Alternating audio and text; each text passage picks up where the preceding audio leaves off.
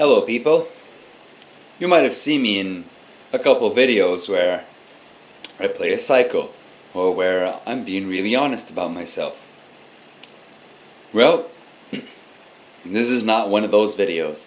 This is a shameless video where I ask you to give me a microwave.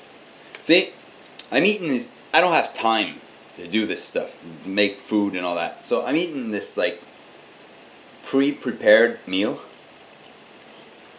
I bought it. It looked good. It was cheap. I mean, it is good, but still, it's I don't know if you see that. It's like chicken here. Then there's a rigatoni with nice little meat sauce there. Anyways, I don't have a microwave, so you could say I'm pretty much eating cold chicken and cold pasta.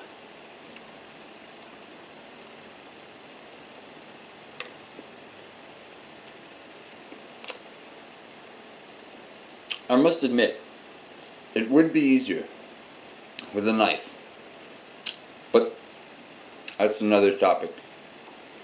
So,